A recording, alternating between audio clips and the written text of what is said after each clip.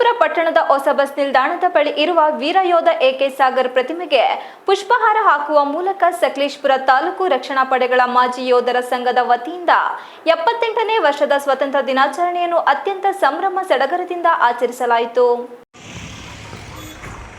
ಈ ಸಂದರ್ಭದಲ್ಲಿ ಶಾಸಕರಾದ ಸಿಮೆಂಟ್ ಮಂಜುನಾಥ್ ಧ್ವಜಾರೋಹಣ ನೆರವೇರಿಸಿ ಮಾತನಾಡಿದ ಅವರು, ಇಂದು ನಾವು ದೇಶದಲ್ಲಿ ಯಾವುದೇ ಭೀತಿ ಇಲ್ಲದೆ ನೆಮ್ಮದಿಯಿಂದ ಜೀವನ ಸಾಗಿಸಲು ತಮ್ಮ ಪ್ರಾಣವನ್ನು ಒತ್ತೆಗಿಟ್ಟು ಗಡಿ ಕಾಯುತ್ತಿರುವ ಸೈನಿಕರ ಸೇವೆ ಅತಿ ಮುಖ್ಯವಾದುದು.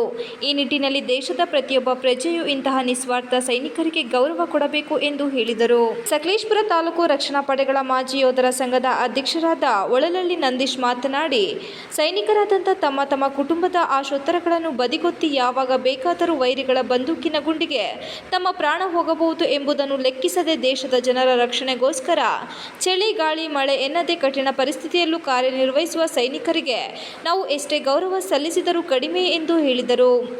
ಕಾರ್ಯಕ್ರಮದಲ್ಲಿ ಉಪಾಧ್ಯಕ್ಷರಾದ ಎಚ್.ಕೆ. ಕುಶಲಪ್ಪ, ಕಾರ್ಯದರ್ಶಿ ಕರಡಿಗಲ ಕೆ.ಜಿ. ಧರ್ಮರಾಜ್, ನಿರ್ದೇಶಕರಾದ ಅರುಣ್, ಉದಯ್, ನೀಲಕಂಠ, ವಿನೋದ್ ಕುಮಾರ್ ಹೆನ್ಲಿ, ಪಾಪಣ್ಣ ಲಕ್ಷ್ಮೀಪುರ, ಧರ್ಮರಾಜ್ ಎತ್ತೂರು, ಮಧು ಸುಳ್ಳಕ್ಕಿ, ಬೆಳ್ಳಿಗೌಡ ಬಸವರಾಜ್ ಹಾಗೂ ಎಕೆ ಸಾಗರ್ ಸಂಘದ ಅಧ್ಯಕ್ಷರಾದ ವೆಂಕಟೇಶ್ ಹಾಗೂ ಸಾಗರ್ ಇದ್ದರು. TV 46 Malenadu news, Sakleshpur.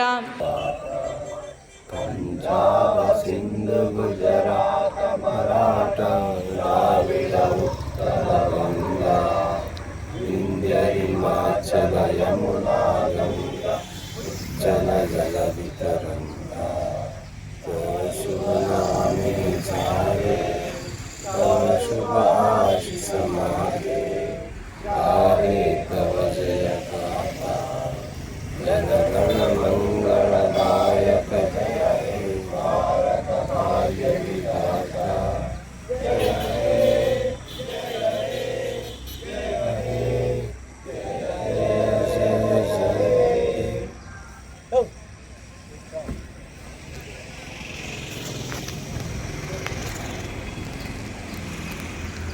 ಈಗ ನಮ್ಮ ಮಾಜಿ ಸೈನಿಕರಿಂದ ಸೈನಿಕರಾದ ಅಧ್ಯಕ್ಷರಾದ ಅವರಿಂದ